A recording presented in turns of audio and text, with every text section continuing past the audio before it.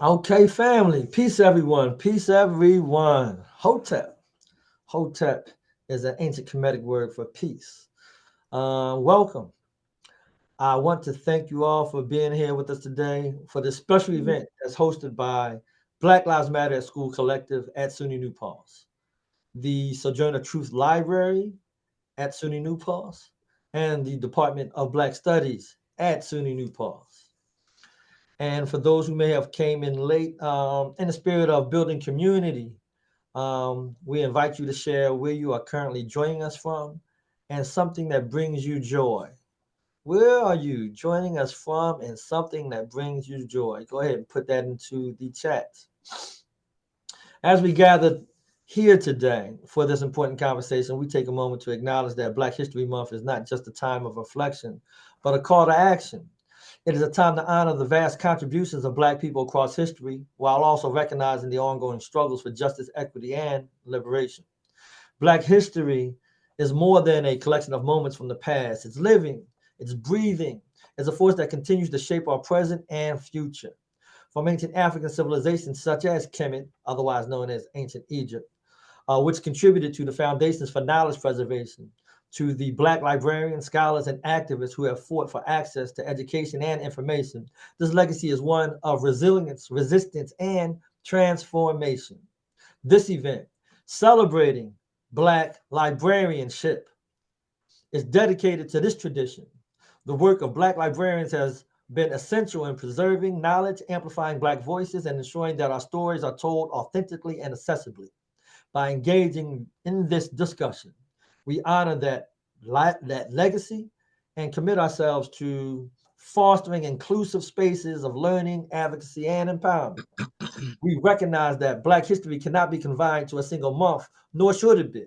It is woven into the fabric, is weaving into our everyday lives, and it is up to us all to uplift, protect, and expand the narratives that shape our understanding of the world. With that, we thank you for being part of this conversation and for your commitment to learning, growing, and advocating for a future where Black voices, a future where Black histories, a future where Black contributions are always valued and visible. As we honor Black History Month and the enduring legacy of Black librarianship, we recognize that the pursuit of knowledge, justice, and liberation is deeply connected to the land on which we gather. Just as Black history is interwoven with the struggles for freedom and access to education, so too is the history of this land shaped by the resilience, resistance of indigenous peoples. In this spirit of acknowledgement and accountability, we take a moment to recognize the original stewards of this land and the ongoing impact of colonization on indigenous communities. I would like to share a land acknowledgement. In accordance with the spirit of Sankofa. Sankofa is that Adinkra bird, that African Adinkra bird with his head turned backwards. That's a symbol which means to return and or go back and fetch it. We embrace our ancestors, elders, and extended community as valuable teachers within the community, as all people contribute to the reservoir of meaning that humanity draws upon for sustenance. As all beings, as all human beings, are descendants of those first peoples in Africa to populate this planet over 200,000 years ago. Knowledge of this fact helps us all to understand our common ancestors, our common conditions as social beings, and ultimately our common reality. Accordingly, all communities, without exception, impart oaths being vivacity and limitations to the extensive generations of ancestors and their interactions with the land, air, and water that have contributed to our individual and communal lived realities. Throughout human history, this has in part been expressed by a series of relationships that have manifested themselves in this very moment. As all things one does and does not do impacts all others at all times. On this land, many were brought against their will. On this land, others came in search of opportunities, and on this land, still others have lived here as managers, cultivators, and cousins of the earth. Facts are not fake news. The truth both hurts and heals, but the well being of any individual and community is in part rooted in self reflection, critical thinking, and the establishment of solidarity across ethnicities, races, genders, sexual orientations, class, and even organizations. In many ways, solidarity is mutual respect. Solidarity is just. Solidarity is healthy. Solidarity is sustainable. I want to acknowledge what has been buried by honoring the truth. I, here in New Paltz, am standing on the ancestral lands of the Esopus and Lenape people. I pay respect to their ancestors, elders, youth, and unborn. Our gathering here today is in part due to the relationships that we have to traditions of violence, exploitation of people, and resources which together have unjustifiably taken lives. Sustainability and justice at its best participates in disrupting, displacing, and decentering these marginalized lived realities of human beings. Your work and our work is in part due to our efforts at truth telling, with the intent of making uncomfortable spaces more comfortable and co-creating liberational spaces by amplification of voices, the alignment of purpose, and acknowledgement of difference. Please remember and never forget that small things count and that we change the world with each breath that we take. In the spirit of honoring this land and those who came before us, I'd like to invite us all to take a brief moment to ground ourselves. So please let me just model the moment, right? It's only going to be about 60 seconds. I'm going to model it, and then we will do the 60-second practice. So I will ask you to take a long, deep breath in through your nose, hold it for 3 to 5 seconds, and doing that, think of that feeling about that joy that you put in the chat. Think about that. So I will be, when I breathe in through my nose, I'm gonna be thinking about them trees out there. I'm a tree hugger. All right. So that's that space I will locate and ground myself in. And then hold it for 3 to 5 seconds, and then exhale through your mouths. And when you do that, imagine being connected to the earth below you, to that land below you for 10 seconds. So it's going to be in through the nose for 3 to 5 seconds, hold it for 3 to 5 seconds, exhale for 10 seconds. But please listen to your body and your own pace. If 1 or 2 seconds is better, or longer than that is better, follow your body. Be in tune with your body. All right. So now I invite everyone to gently, if you can, it's up to you, close your eyes if that's a comfortable space for you. And we will do 3 repetitions of this breathing exercise, the in and the out, 3 times. All right. It's only going to be about 60 seconds. When you're ready, let's go. In through the nose.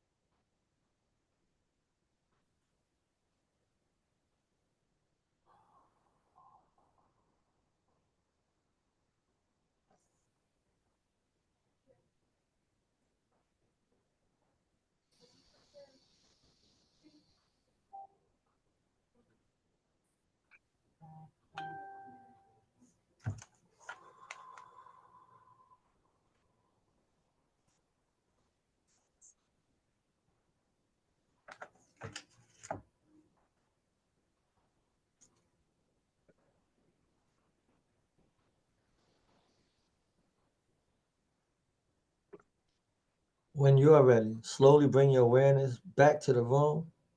Thank you for sharing this moment of reflection with the village. As we conclude this moment in grounding ourselves, we recognize that reflection and collective presence are essential in movements for justice. With that in mind, we turn our attention to the mission of Black Lives Matter School Collective. It is an initiative dedicated to racial justice in education and the broader role of Black librarianship in ensuring access, equity, and the preservation of Black knowledge and culture is in alignment with our mission. So let's take a moment to highlight the core demands and objectives that guide this movement. Black Lives Matter School Collective, as a campus community at a public education institution, it is our duty to engage each other across hierarchical structures to learn, explore, and address issues of systemic racism and discrimination throughout our campus. The Black Lives Matter School Collective purpose is to provoke critical reflection, discussion, and action regarding issues of racism on our campus and society at large. Additionally, the 4 core demands of the nationwide, this is a nationwide movement. It's called Black Lives Matter at School. I will put the link in the chat. They have 4 core demands, and they go February to February. February to February. Right? The 4 core demands are: number 1, end zero tolerance, and that seeks to advocate for the replacement of punitive disciplinary policies in schools with restorative practices. Number 2 is mandate Black history and ethnic studies, that seeks to ensure a comprehensive educational curriculum that includes Black history and ethnic studies at all grade levels. Number 3 is hire more Black teachers, increasing the representation of Black educators in our schools. And number 4 is fund councils, not cops, that seeks to redirect resources from school policing to support mental health and counseling services. And let me share these links in the chat for you.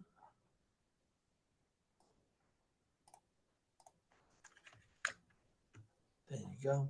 The mission of the Black Lives Matter at School calls for racial justice in education, emphasizing the importance of access, representation, and empowerment of Black communities.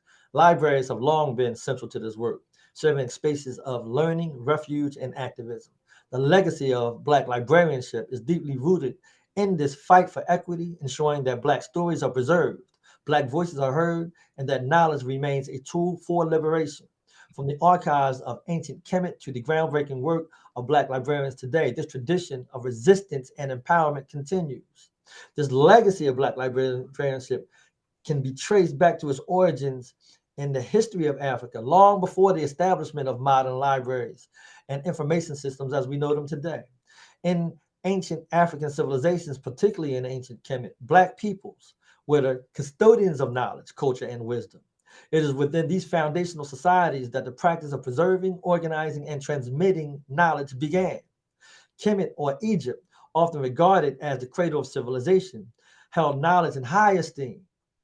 Among the most respected institutions in ancient Kemet were the temples and scribal schools, where the pontiffs and scribes were responsible for recording, organizing, and passing down sacred texts.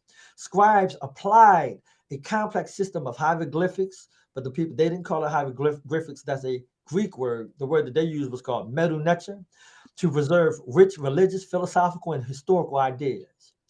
These scribal traditions were parallel to the roles of modern librarians in some ways, in terms of they were preserving literature, storing valuable texts, and ensuring that knowledge was accessible to those who needed it.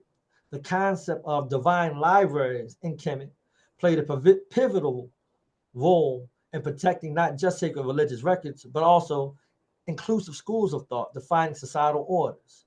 Libraries in Alexandria, built much later, carried forward these ancient African traditions of knowledge preservation and dissemination, serving as a symbol of the connection between African heritage and the world.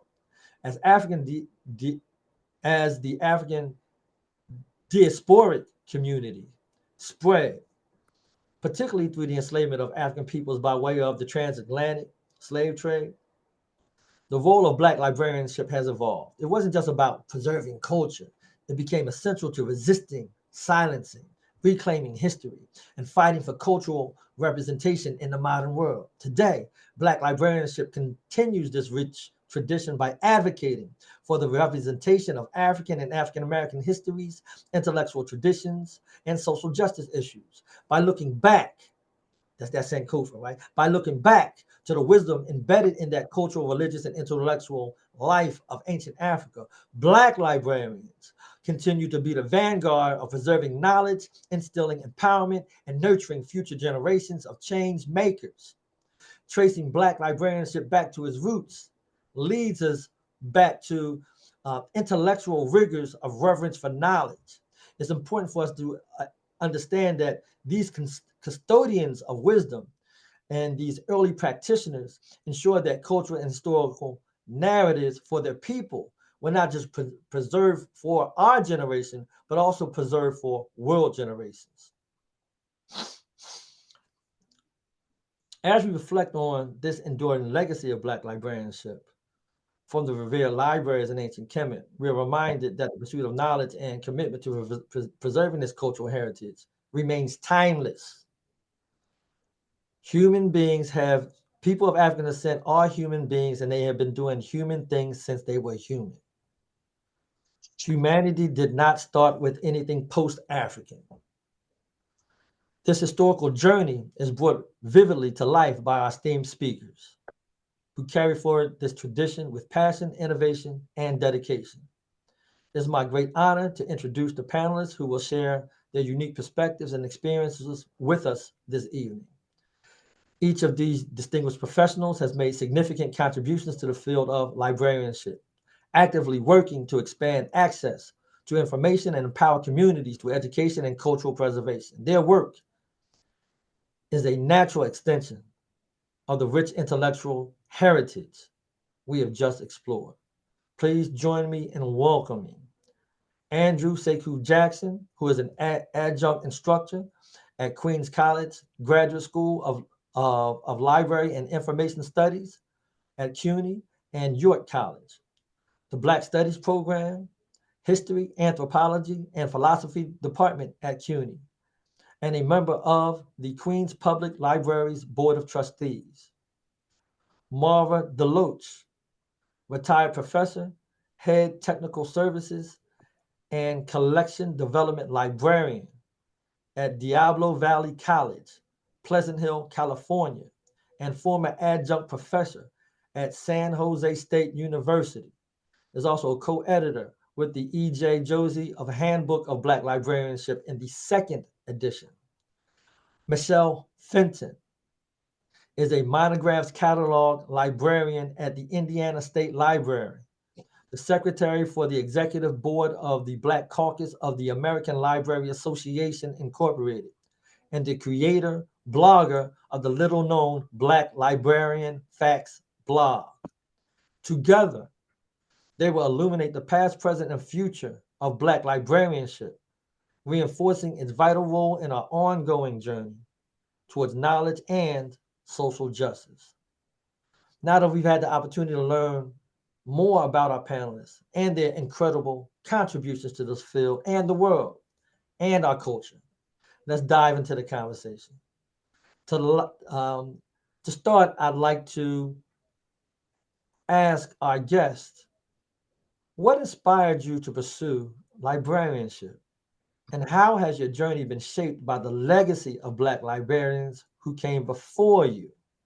So, what has inspired you to pursue librarianship? And how has your journey been shaped by the legacy of Black librarians who came before you?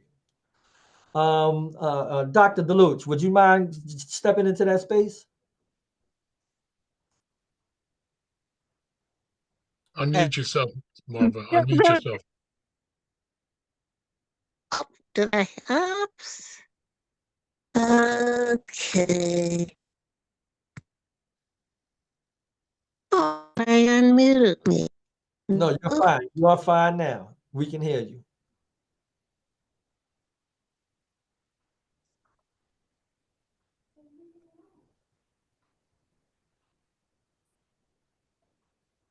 Miss Marva, go ahead and talk on.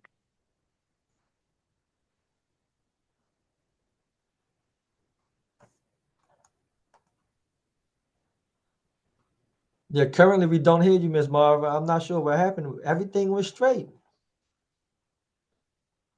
You're muted. Okay, You're muted now. Unmute now yourself. you're muted. Right. So now you need to unmute. And we have patience, no problem. We're here to hold you up just like you holding us up. All right, we got you.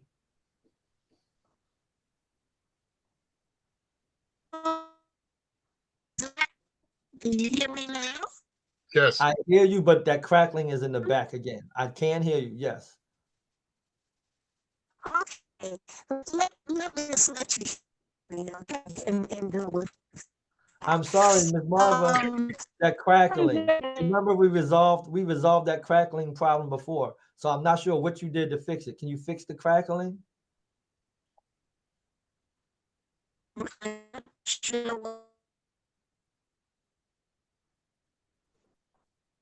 We got you, Miss Marva. We got you. Or did we lose her? Sometimes she has to go out and come back in order to reset. Yep. And that is a virtual issue. So then let me pose the question to you, Miss Michele, until Ms. Marva comes back on in. What inspired you to pursue librarianship, and how has your journey been shaped by the legacy of Black librarians who came before you? Well, it kind of started when I was 8 years old. I was in the third grade. I had an incident with a librarian.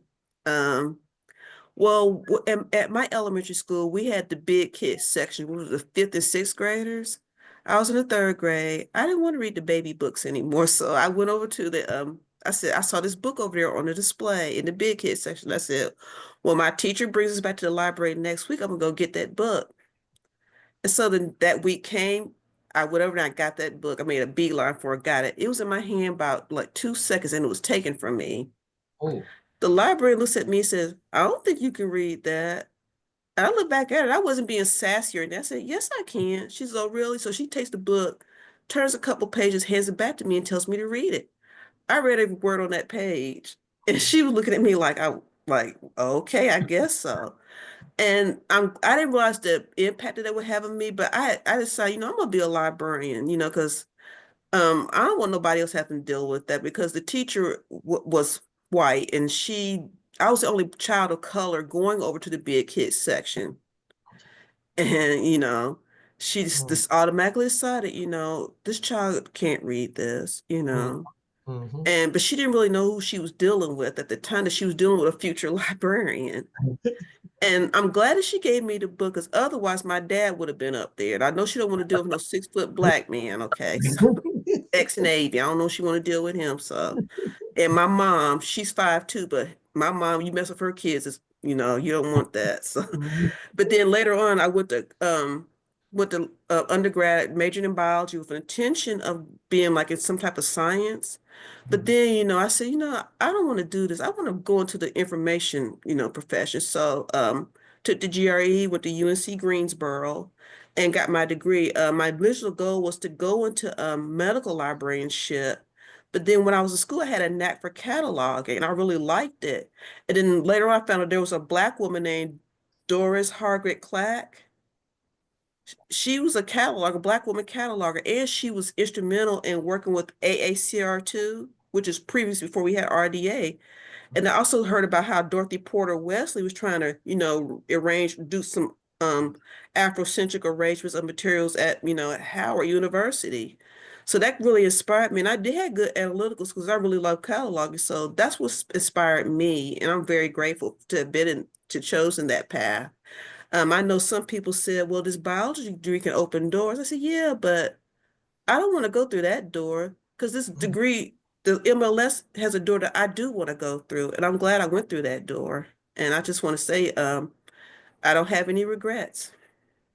Fabulous. Now, MLS stands for what? Master of Library Information Science. Okay. Gotcha. Yes. Gotcha. Appreciate you sharing. I'm glad that lady gave that book back. It would have been some. So again, I would like to ask the same question to Brother Andrew. Brother Andrew, so what inspired you to pursue librarianship, and how has your journey been shaped by the legacy of Black librarians who came before you? I have to be honest. I stumbled into this profession. I never thought about becoming a librarian. I never thought about becoming an educator, for that matter. I grew up in a family of educators. My mother, my sisters, people I was surrounded with were educators, so I never wanted to be an educator. I worked with after high school, went into the military for 4 years, year in Vietnam, came home, started working on my undergrad degree. And I knew I wanted to get a degree in business because I figured no matter what field I went into, the degree of business would be useful and applicable. Worked for the city of New York for 7 or 8 years, went out to California, worked with Chevrolet for 3 or 4 years, came back home, was looking for work, and one of my elders, referred me to the Langston Hughes Community Library and Culture Center of the Queens Library for a position they had as an assistant manager. And even though I was not a librarian, I was eligible for the position because I grew up in the community, was active as a young person with community activities and youth programs and activism. And they figured my business background would be useful to help develop the library that opened up in 1969. Started by the community, managed by the community under the jurisdiction of Queens Public Library. And that began my career. And I realized fairly shortly that everything that I'd done in the past could be used in the library. I was still trying to digest exactly what libraries were about and how it could be useful there. But I was working around the community that I grew up in, so that made it comfortable as well. And years again, I'm not a librarian, so from 1980 when I started through 1993, I actually worked as a non-librarian manager at the library. Few months after I got there, the director of our library had a family emergency, had to go back out to Oklahoma and care for her ailing mother, and I was put into position of acting manager. Um, and then applied for the full-time position. And based on how I managed the library comfortably and continued to grow with programs and services, got the position for full-time, and actually stayed in that position for until 2016 when I retired. Had experience, but the thing that got me involved with the concept of Black librarianship was in 1992, I attended the first National Conference of African American Librarians, and Dr. E.J. Josie and a number of the library directors and managers, male and female, from across the country were there. Over 300 or 400 of them, I guess, and I'd never seen that many Black librarians at one place. I knew there were a lot of Black women librarians because I worked with a number of them in New York City, but I didn't realize there were that many men involved. And I had met E.J. Josie before that, and he constantly encouraged me to, when I got my undergrad degree, get my master's in library science, that I could be beneficial to the profession and I could be an asset to the profession. But I had gotten involved with African American studies at my undergrad program, and the library was the Black Heritage Library for Queens County. So I really had a desire to get my master's in library science and even go in and get a doctorate and teach Black studies, because there was such a need to teach this information that the American history classes don't teach, and most of our children and young people don't have an awareness of. But there were no programs comfortably nearby. Ironically, you got your degrees at Temple University, and Temple was in Philadelphia. That was too far to get the New York City subway to, and the second one was Cornell upstate. That was too far away. So I said, well, EJ said, well, look, why don't you consider getting your degree in library science, work at the library. It teaches you how to do research and study. And you can apply that and do all your research in Africana studies if that's what you want, and then get a second master's or even a doctorate from there.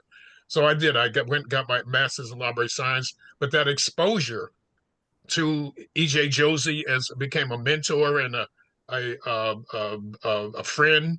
But then interacting with all of those librarians at that conference in 1992, and going back to your opening statements about the kinetic roots of library science, I put this in the chat also. One of the sessions that I sat through at the first conference in 1992 was Idabari Zulu's session on the kinetic roots of library and information science. And right after that, I started my master's in 93. And the first thing that the professor is telling us about the origins of libraries go back to Samaria. And I said, but what about Kemet? She said, no, that came later. And I said, well, that's not what I just heard. I just went to a conference. I brought her a copy of the conference paper. We had a dialogue on it. She was kind of taken back by that.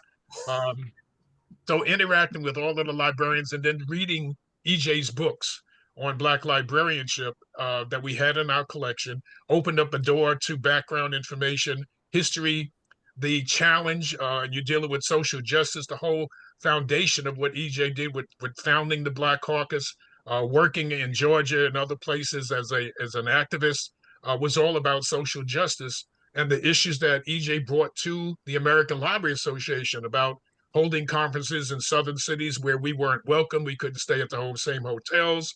The issue of libraries not available to many of the southern communities reminded me that my mother was a college degree teacher through Tougaloo College in Mississippi, but she couldn't use the public library because she was a Black woman. So that just reminded me that part of my responsibility was to open up those doors. And I did that by going out into the schools and doing career days on the profession. I dress in African clothes every day, even when I went to work every day. So being a Black male librarian and being a Black African-centered librarian was caught many audiences, and even today's teaches audiences by off guard, that I'm a librarian and I'm activist and I continually approach what we do. But EJ also got me involved in writing, and that was how I got involved in my own book that I put out in 2012, the 21st Century Black Librarian, and now working with Marva and Michele on the Handbook of Black Librarian, third edition. EJ set that foundation. So he was always a role model. He was always a mentor to for involvement, and his personality through American Library Association is one of the first Black male directors of the American Library Association and the founder of the Black Caucus with a number of elderly librarians. I got to work with these people. I got to be on committees with these people and get active with the Black Caucus. It just opened up a door that became a profession that the creator set this path, and I was just smart enough to follow. That is amazing. I really appreciate you sharing that slice of your journey. Dr. Marva DeLoach, look like you back. See, I know all about your stuff. You all over the internet. Looks like you back. Can you share? Let me see. I see your microphone is off. I need your microphone back on. Can you put your microphone on?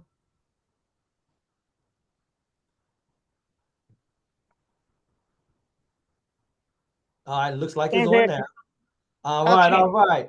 Dr. DeLoach. So now let me ask you this question. All right. So what inspired you to pursue librarianship, and how has your journey been shaped by the legacy of Black librarians who came before you?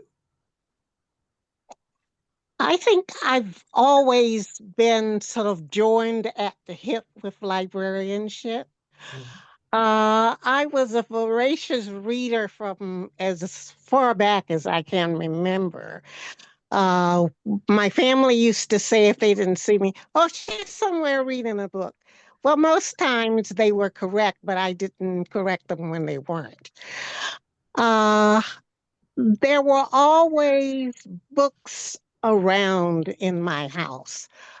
So I whatever I could get to read, that's what I would grab and read. So that's why I said I was joined at the hips from early on with librarianship. As I grew older, I worked in the student library in high school. Then when I went off to Savannah State College, that's what then they call it university now. I always gravitated toward the library. And I met E.J. Josey back in 1963. I was very fortunate to have met him. And I met him because I was unable to go home for Thanksgiving because I was working. Well, I went to the library not thinking it would be closed. He was there, opened the doors, and that began a wonderful relationship. So that had a lot to do with that. And then later on, my mom became a media specialist. So I think, as I said, I was joined at the hips. I couldn't get away from it. When I graduated from Savannah State with my degree in mathematics, I was offered the possibility of going to Penn State, getting my PhD. But if I did not finish my master's, I would not have any kind of background. And then I was also offered fellowships to go to library school. And of course, EJ encouraged me and my family encouraged me. And I thought, well, at this point, if I have a degree in math, if I have a degree in library science, I can always get a job anywhere. So I said, let me combine these things. So it was future thinking that I went to library school. And while I was there, I took most of my courses in management and technical services, but I also did a lot of reference because I was just interested in everything that was in librarianship. I did collection development. I had done quite a bit of study growing up in African American studies. At church, we always did programs dealing with Black history and all of this. This was a chance for me to combine everything. So again, this was my binding at the hips. When I finished library school, I had several interviews, and a lot of times I was asked, well, what are you going to do when you get married? Well, and in one place I interviewed, they asked me if I would take more classes in English. And my mom, an English instructor, had taught me all of these things.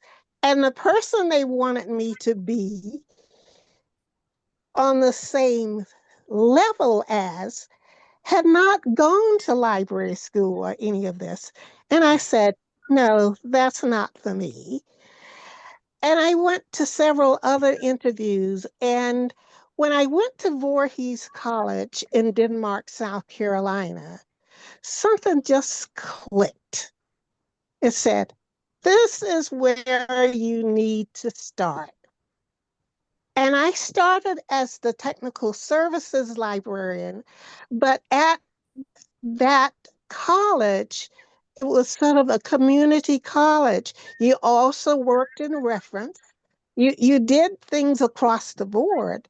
So again, I got a chance to combine all of these things. I got a chance to really start research and of course with EJ around, as you've already heard, how he really encouraged Andrew to write and everything. We started writing things together. Sometimes he'd say to me, oh, I can't write this. Can you do that? Or, and I couldn't say no. He didn't accept no. So again, I'm combined at the hips. But at Voorhees College, I really enjoyed working with the students. I was a student advisor.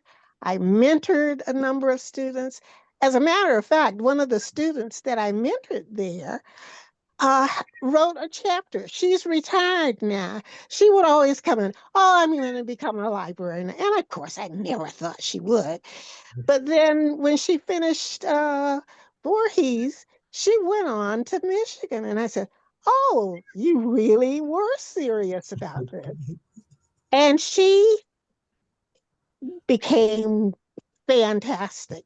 Several of my other mentees have gone on to librarianship. So that shows that what I had been taught or what had been passed on to me, I had passed on to others.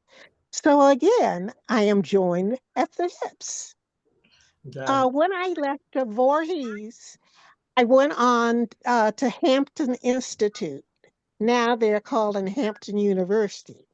Yeah, That but was where everybody they knows had everybody knows the real HU is Howard University, though. Just wanted to put that out there. All right. I went to Howard. Well, I still say Hampton Institute. I hear you. It's still Hampton Institute to me. Gotcha. And there was just so much history, not only of just African Americans, but of Indians. And I learned all of that there. I stayed there for about 14 years, but after a while, there was nowhere else for me to go after I came back from getting my doctorate.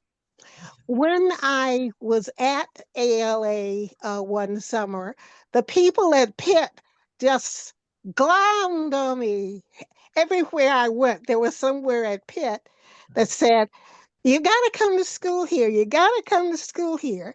Okay. So I said, "Well, I'm going to be in Africa right then. I can't come to school there right now." And I had thought what I was going to do was to get an achievement certificate rather than do the doctorate. But they talked me into doing it. So I went to Pitt. I got my PhD in 1980, and my PhD was on recruitment of librarians, looking closely at Title II-B, which was the major recruitment fund at that time. Okay. And I said, when they asked me about people being on my dissertation review, I said, "Well, I'd like to have E.J. Josie."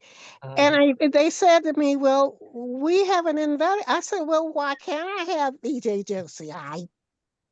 So I was the first one to begin having outsiders come in to my dissertation committee. Fabulous. And then from there, I went back to Hampton for a year. There were no positions for me to go further at Hampton. I had worked in the social sciences department with what we call the 4S program, the social sciences student project, and I couldn't go any further. So I said, where do I go from here? I was recruited to Illinois State University then, both in technical services, and I had always had a foot in education. So when I went there, not only did I do the work in the library, but I also taught in the library services program that we had. And from there, I went to Stanford University as the assistant to the director of libraries there, because I'd married and came out to California. You can see my husband sort of in the background there. I see them there now. That is such an amazing journey. I see East Coast, West Coast, Midwest, everything. So thank you for sharing that. But then also those mentor-mentee relationships are extremely Exactly. important. And I think that I hope that our students and also our community people are listening as it relates to the different ways in which we, as we walk through this world, we can be a mentee to individuals. We can have mentors, and then we can also be a mentor to folks as well. Andrew, I wanted to ask you, as you had also mentioned EJ. Could you just slightly what's the name so I can put it in the chat, so if anybody wants to Google who he is, just give me a quick engagement of who EJ was.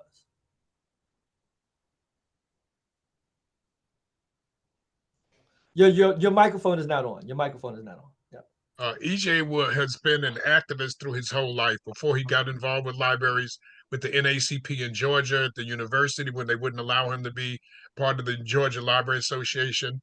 When he became a librarian, he became part of the American Library Association. Talked about how he challenged ALA about having conferences in southern cities where we weren't welcomed and we weren't allowed to stay in the same hotels, even the same restaurants, libraries that weren't available during that period. So EJ has always been an activist and a social justice activist at that. Mm-hmm. There's several personality traits that EJ has that I don't have in some cases. In some cases, I think I've become part of what EJ is. One of them is that he is a people magnet. People are Mm-hmm. attracted to EJ like a magnet. He has a very soft-spoken manner. I can't ever remember him of all the years I've known him being angry. He interacted with every culture, every nationality, and had them understand his perspective, listen, a great active listener, acknowledge their perspective and show where they were wrong or where they needed to think a little differently. Mm-hmm. He was always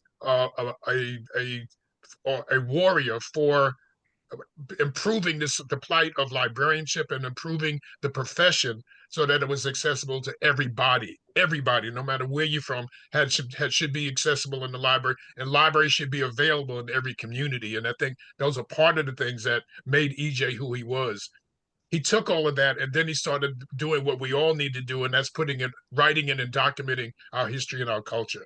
He started back in 1970 when he helped found the Black Caucus of the American Library Association, had his first books on Black librarianship, the Black Librarian in America, the Black Librarian in America Revisited, the first Handbook of Black Librarianship, and then a series, articles, messages, journal articles. So he's got more than 200 and some articles that he's written. He's got more than 13 books he's written on the profession. So anybody who really needs to understand what Black librarianship is about, and I've had people challenge me, well, there's no such thing as Black librarianship. There's only librarianship.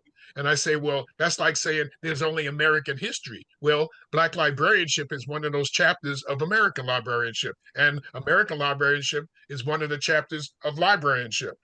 Black history is one of the chapters of American history and world history. So it's the same thing. The parallel is still there. But the issues that he highlighted, not only in his own writings, but bringing the words from people throughout the profession in his books that he edited, had a voice for people who were managers, who were professors, who were directors, people who were working at the reference desk and the support staff. Everybody had a voice in his book. So when you read his books across the generations, you see that there's some commonalities in what we've had to go through, what we've accomplished, what we've helped make changes in, but also there's some commonalities and things that still exist in terms of racism in the profession, being accepted in the profession.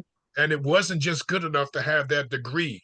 Marva has a doctorate degree, but many people would say, well, her degree isn't as good as a doctorate degree from some other university. Because she's a Black woman, she can't be as good a librarian. That's garbage. But you always had to prove yourself. You had to have at the table, but people had to learn how to respect your voice at the table. So one of the things that we have done, and one of the reasons we've taken up the challenge of doing the 3rd edition, is for our voices to be heard. There's been 20 years since the 2nd edition, some 20 years between the 1st edition of the handbook, and each one has a voice of the progress, the accomplishments, the contributions, but some of the same issues that exist throughout the generation of access for people in libraries. So all of that is part of that struggle that EJ grounded us in and made us aware that, and the same thing with me. I'm not a writer. He said, I know, just send me a draft in a couple of weeks. So EJ would not accept no as an answer. When I couldn't take that, the acceptance of his offer of a scholarship to go to University of Pittsburgh, he said, well, Queens Library has a good program. You go there. Just make sure you get your degree. So he was always there to push, to mentor, and to make you realize that you were more than you thought you were, and you could be more than you think you can be if you just work at it and try. Don't ever take no as an answer. Don't not try something because you don't think you're qualified for it. Do it anyway. And my profession is tremendously because of things that I've been able to do within the profession. As a consultant, as an educator, as an activist, as an outreach librarian, developing program, writing grants, all those things are because I opened doors for myself that were available and didn't let anything stop me from what I'm doing in the profession. Fabulous, fabulous, fabulous. So again, in the chat, we have EJ's name, so you can click on that and also look at his history. I appreciate holding up his legacy in a variety of different ways and honoring that ancestor. Michele, Andrew kind of talked about this a little bit, but I wanted to ask you the question more directly. How does your work challenge the traditional narratives of librarianship in America? And also, I can layer this question. What are some of the systemic barriers that Black librarians face today, and how can they be addressed? There's numerous barriers to African Americans entering the field of librarianship. Of course, you got prejudice and the anti-DEI, and then you have financial stuff. Some people want to go to school, but And there's scholarships, but there's not enough necessarily enough for everybody. Some people don't want to take a loan. The other thing that's a barrier, and it doesn't get talked about as much, is like peer and family pressure. It's always this pressure to go into a field like law, science, medicine, education, because they're like quote unquote like safe professions. But then when you tell somebody, when somebody says, "Well, I want to be a librarian," well, people are like, "Well, there's no money in that." You know, what can you are you going to really go to school to, you know, to just look at books all day? I think those are some of the barriers. I think other part of the barriers is that some people, they want to do the work, but they don't have the encouragement. They don't see themselves as a librarian because they may have, especially if they're like, they don't want to go against they go against the traditional stereotype of librarianship. They think, oh, I got to be real conservative, have a bun, sure some people. But if you're a librarian who has like dreadlocks, wears Afrocentric clothing, and you want to do things like go out into where the people are instead of waiting for people to come to you, some people don't know that, hey, you can, that's a form of librarianship. Past President Richard Ashby, he did something where about, I think it's about over 10 years ago, he was called the street librarian. What he did, he had like a little table out there on the sidewalk, meeting people where they were, you know, telling people to use the libraries. Mhm. Um, Lillian Childress Hall, who was the first African American librarian in Indiana to receive a library science education in Indiana. What she would do, she would invite authors and encourage, have like book programs, and like during Black History Month, she would have a contest um asking children and adults, hey, we got some Black history quizzes. If you get like all the answers, you know, you'll get a prize, and you have to use the library. She would go out all to the schools and say, hey, here's a library here. She would work with churches. Not only that, some of the students who worked in the libraries with her, there were some student workers, she encouraged them to go to library school. Hallie Beecham Brooks, who was a library Mhm. science professor at the Clark Atlanta University, she's from Yeah. Indiana. Um, one year, I think it was 1928, she went with Lillian Hall, who was her mentor. They went to the 1928 ALA conference in West Baden, Indiana, and that's the only ALA conference that was in Indiana, 1928. And she went down there, and while she was there, she met people like Reverend Thomas Fountain Blue, who started saying, you know, the first training program for librarians. She also met his assistant, you know, what's her name? I can't, whatever her name is, I'll probably get it later. Rachel Davis Harris, met her. She met and a whole bunch of other librarians, you know. But then also you have people not just during the pandemic, I think it was Kelvin had like the virtual story time. People going against the traditional thing, being in the library, waiting for people to come to you, but they transform that into like, no, you can go libraries is more beyond that. And I think we as a people, we have all these ideas, ways that we can like disseminate information and literature in our culture to people. We don't necessarily have to go the traditional way, you know. We can expand the box, better yet, go outside the box, all the way out to the edges, you know, to be librarianship. But I think we have some potential people that could be good librarians, but they don't see themselves in it because of the things I just said, you know, the money, the way stuff is done, the way libraries proceed. I Mhm. think the media kind of has you know been guilty of perpetuating that stereotype of librarians. Also, then just family and peer pressure too about, well, that's not a good profession, but do they really know that? I mean, because I got that kind of pushback from people too. They say, like, but you can do so much more. I said, I'm doing this right now because as a cataloger, even though I don't work directly with the public, the subject headings that I put into that record, that all those other access points, all that information, that helps people find stuff. And I know sometimes people say, Mhm. Michelle, you put a whole lot of stuff in that record. I do that because I want people, when they come, they want to learn about George Washington Carver.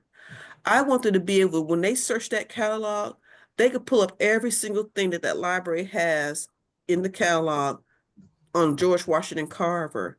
That's a form of even though I'm not working with the public, that's a form of public service. And also too, I want to say this too, a lot of people don't realize that librarians are researchers. we're not just people just picking up books and shelving books. We were also researchers. Some of the books like the one we did and some of the articles, some of the other stuff, that was done because librarians took the time to do research. Hmm. And that's something that goes back, way, because I had papers that I saw like articles written by, it was an article I saw written by Rachel Davis Harris. It was in the Southern Workman, which is a old doc. I think it was one of the HBCUs used to have that journal. Yeah. She wrote an article on, she was about, about the advantage of colored libraries. She wrote, it was basically based on a speech she did at Evansville, Indiana, back in 1914.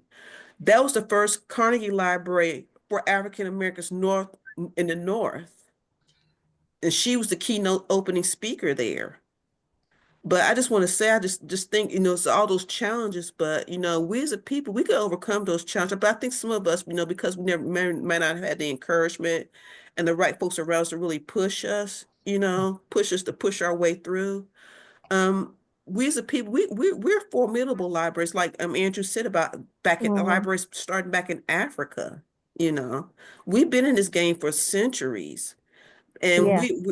we need to make sure that we maintain that like 20 years from now, 40 years from now, they're still in the Black us representing in the field.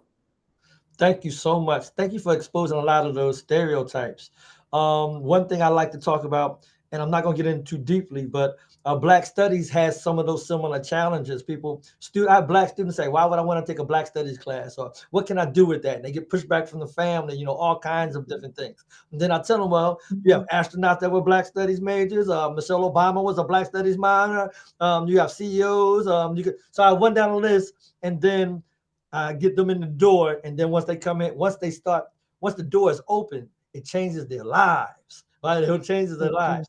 That being said, thank you for engaging the journey in that way. I wanted to ask Dr. Marva DeLoach. I had a question for you in terms of, and it's kind of segueing for what Michelle was just now talking about. What are some of the strategies for developing a more inclusive library collection that has diverse histories and cultures? What are some of those strategies to develop that? What does that look like? Well, first of all, one has to be aware that there are all of these resources available. One has to work with the publishers, bookstores. We talked about some of that in this edition of the handbook. One has to constantly be on the forefront. One has to network, find out what other people are doing. Network. Advocate. You've got to advocate. You've got to make sure that the people that you are serving in your communities are represented in your collections. So you have to be definitely in contact with your community so that you will know, oh yes, this is what my community wants. This is what my community needs.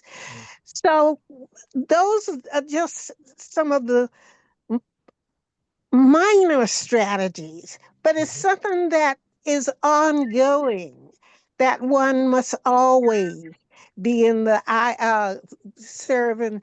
How can I collect for my community? Great, fabulous. Thank you for sharing that. I just wanted everybody to know that before we came into this space, I'm coming to you also, Andrew, right now. I got something for you. So don't forget where you at.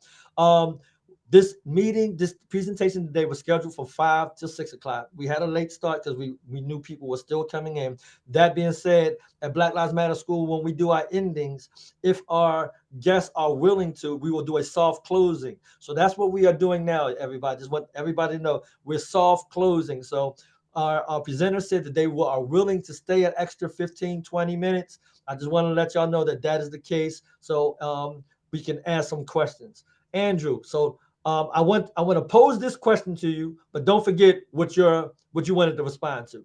The question is actually in the chat. It says, what strategies do you implement to maintain the importance and relevance of the library in an age of advancing technology and social media?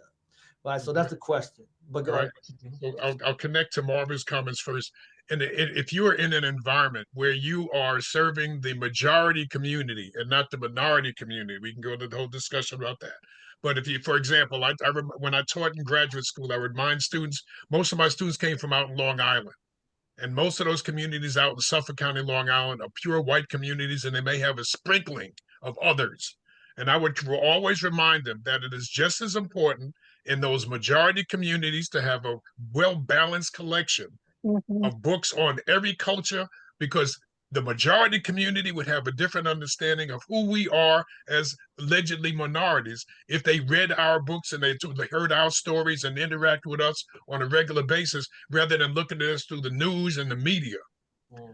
So that's very important. When you have, and the other part of that is if you have majority community, say it's 98% European of all the different what makes up Europeans, and you have 2% other, that 2% is just as important at that library as the 98%. And they need to be represented in the collections and programs and services at the library. If you got 2% now, it's not going to diminish, it's going to grow. And the more it grows, the more you need to serve that community. So if you are going to be in this profession and the library is going to serve its mission as a public democratic institution, then it needs to serve everybody in that community equally and not just have a collection that relates to the dominant community. And that's why this whole issue of taking away and challenging DEI is ridiculous. There's no such thing as a white America anymore. It never has been. Maybe it was focused that way in the Constitution because the Constitution is written for rich white men, and that could be a whole nother discussion. But America has always been a land of immigrants, whether it's forced immigrants or welcome immigrants. It's always been a land of immigrants. And what the public library is designed to do, or the academic library, or the special library, or the school, especially the school libraries, the collection should represent everybody in that school, in that community. And that's important. Now, to connect it to your current question, all of these new tools of AI and modern technology and social media are just additional tools to serve that mission. We had typewriters, then we advanced to computers. Now computers have gone to cell phones and social media. We had the radio, and then we went to television. All of this is advancements in technology. As Malcolm used to say, by every means necessary is how libraries should meet their communities, serve their communities, and design programs and services to meet the needs of that community by any means necessary. Fabulous. Thank you so much for sharing that. So as time is starting we're moving towards our closing. Let me ask you a question about the book itself. Could you guys give me, Michele, is there anything that you wanted to share about the book itself before we close out? We still have about a good 10, 15 minutes before we close, but I wanted to make sure I got this question in. One thing I will say about this book, I'm so grateful that, we did a third edition because since the last edition was published, we've had another generation of librarians. And so we needed to have something out there that can speak to them, but at the same time, still speak to, the older generations or middle generations. And also one thing that really stands out this book, and I have to give a shout out to Dr. Stanton Biddle.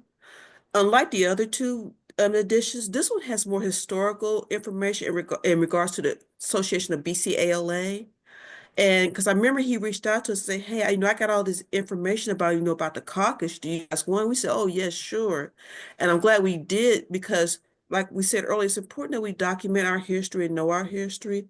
That way, when people look at the handbook and they see, oh, so this was the first president, this was the first secretary, these were the first people to serve as treasurer. This was the, et cetera. And it's important. And also grateful this book too is unlike the others that we have a section devoted to retired librarians, the pearls of wisdom. I'm grateful for that too, because like I said, there's a new generation of librarians, but And some of them may need guidance because who knows, they may be the only person of color in their institution and they don't really have anybody to mentor and guide them. But if they read this section of the handbook, especially all the handbook really, but especially this section, they can get some guidance because a lot of things that they're dealing with, our elders dealt with it too. We just dealing with it 2.0, Go ahead. and you can just get some guidance from them. Well, how did you deal with when you were not promoted? How did you deal with when you were turned down for a grant for a project that you wanted? All those things. And I hope, that we could, the tradition of the handbook continues because we're going to need a fourth edition, a fifth edition, etc. Also, too, I'm very glad that we're continuing to work on Dr. Joseph because the second edition was the last book he did before he passed away. And I want to share a little known Black librarian fact. If he was still alive, last month would have been his 101st birthday. So, but I'm just glad that we have this book because, I want to say too, I know it says Black, but this book is for everyone. You're just looking at librarianship through the lens of, African descended people. And you don't even have to be a librarian, even though it says librarian. It's just anybody can read this book. If you want to know about libraries and know more about African American history and struggles and history, read this book. Don't be afraid to read it, Don't be afraid to ask your library to get it. Don't be afraid of the book in the same way that you should not be afraid of Black people. I always like to talk about I will substitute the language of libraries, but when I talk about Black studies has the same challenges of Black people, right? So if Black people are being underinvested in, Black studies in its institutional form is being underinvested in. Don't be afraid of Black people, Black libraries, Black studies. That being said, Andrew, is there anything that you would like to share about this book specifically? Yeah, we purposely went through the table of contents to make sure that we expanded it from the second edition that Marva and EJ worked on to include other voices. There are people, retirees. There are people in there that have no library degrees that work in our libraries. There are people that work outside the library and are not librarians that love libraries that started.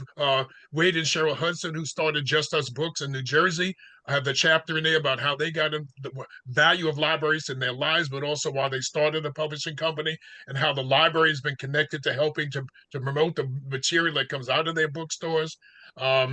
You've got people in the book who are at all different levels of librarianship. So this is really a magnificent work and even bigger than we thought it was going to be when we started putting it together because we kept making sure that as many voices as were represented in the profession could be in this book so that it served the needs of the 21st century librarian. Fabulous, fabulous. And Dr. DeLoach, is there anything that you would like to share specifically about the book itself? Well, I'm just overjoyed that I was asked to contribute to this book.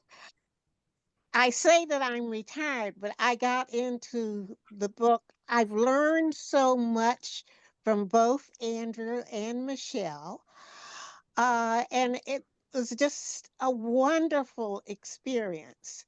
I also would like to encourage people to look at the first part of the book, which are tributes to EJ.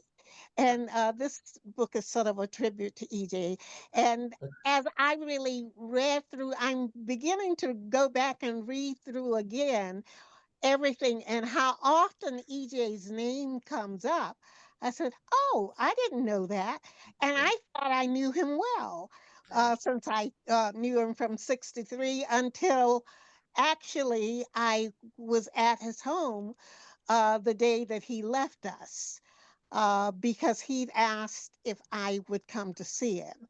So I thought I knew all of this stuff. So I'm learning an awful lot. So I think that you have a lot to contribute also. And Michele is jotting down a lot of these ideas and thoughts as we go through for our fourth edition. So definitely contribute. Talk about us. We have to tell people our story. We are not going back. only forward. Exactly. So I need to. don't be afraid. Move ahead. Move I want to ahead. add Move ahead. Go something. ahead, Andrew. I want to add something to what Marva said that I forgot to mention in terms of things that I love in this book. One of the people that I asked to write a chapter in this book is Regina Bain, who is the director of the Louis Armstrong Museum and Archive here in Corona, Queens, New York. And she wrote a chapter on how Louis Armstrong, the musician, the jazz musician, was a Mhm. natural archivist, and all of the material that creates the archives that they have at the start that were housed at Queens College and are now back in the new archival center in the community is based on the work that he did as a natural archivist, non-degreed Mhm. librarian, but the skills he used created that foundation for the archive collection that is in his name at the Louis Armstrong Museum. That's another one of those great chapters to read in that book. These Yes. stories are amazing. I really appreciate you sharing. So, as we move towards a hard closing, are there any other questions? Does anybody have any questions that they want to put in the chat or raise your hand? Remember, this is a village. Y'all know we do things different here. We do things different. We think that we do things the best way. All right. I know they're better than some alternatives, but we want your voice. We want to hear your voice. Do you have a question for us? Anybody have a question for us? So you can raise your hand. One of the questions I see from Paula Perez is about in the time when people are banning books, what do we see in the role of the librarian? The role of the librarian is to make every book that's on that banning list available to their public. Ooh. It's some of the books on the Yes. banning list don't make any sense at all because we grew up. They're classics now. They've received book Right. awards, national Pulitzer Prize winning books. All of a sudden they're banned by some people that have no voice in the profession or librarianship at all, or politicians that are afraid of the stories and what we learned from books and history. So we need to do everything we can. Our role as librarians to make information accessible to the public. And that's part of what we do in having Exactly. book banning sessions, discussions, book talks on banned books, and making displays on banned books. That's part of our responsibility. And we have to know that many of the people who want to ban something has not read it. So we have Yeah. to keep that in mind. And we have to definitely always advocate for Yes, ourselves. yes. Definitely, definitely. And remember that anybody can do this stuff as it relates to banned books. I did a banned book program here at the Rosendale Library up here last semester with a colleague. But again, anybody, you can go into a space, start a program, and 10, 15 people come in from the community, and you sit there and you talk about these banned books or talk about anything. So as it relates Mhm. to earlier, when everybody, all of our panelists were talking about the mentor-mentee relationships that are going on, it's important for us as a human being.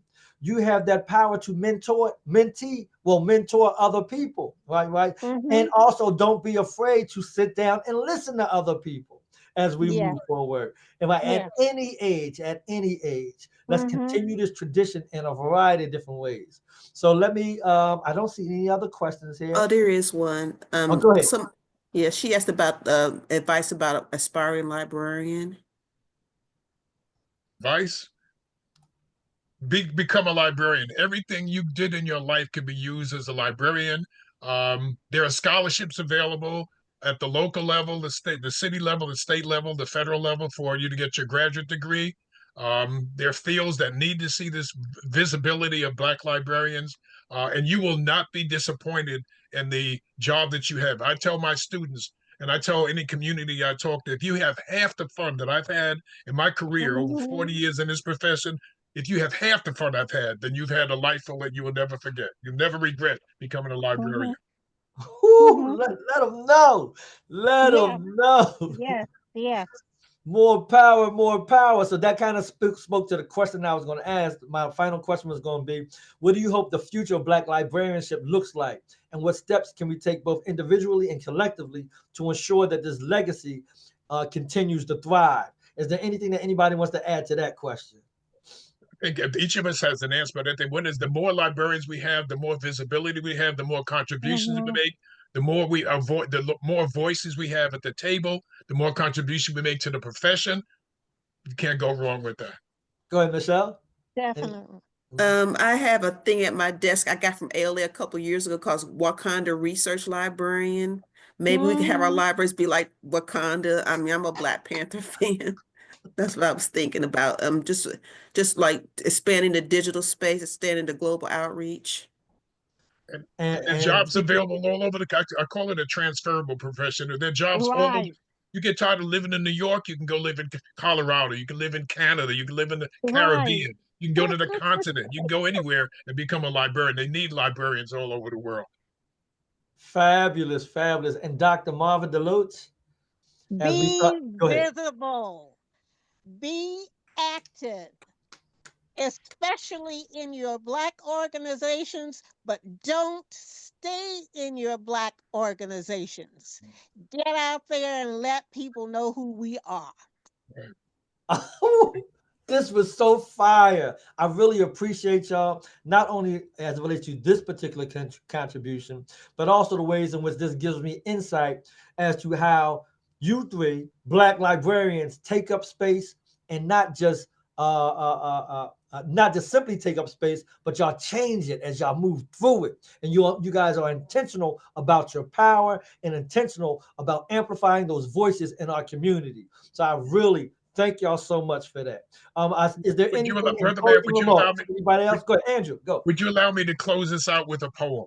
I do this on a regular basis. This is a poem by Bernard J. Keller, who is a poem out of Harlem, New York. And the title of the poem is We Are Their Flags and Banners. And this is dedicated to all of our ancestors and all of those who came before us.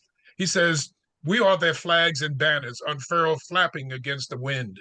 We are the reason they looked to the stars as they bore the bite of the whip as it sliced them, or looked to the sky when the searing sun scorched their Black skins.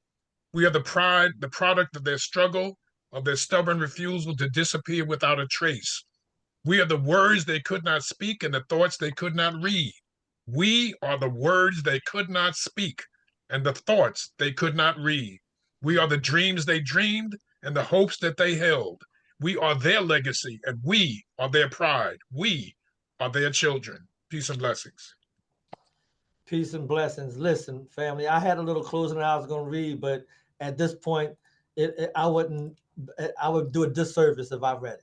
All right. I really appreciate everything that everybody has done.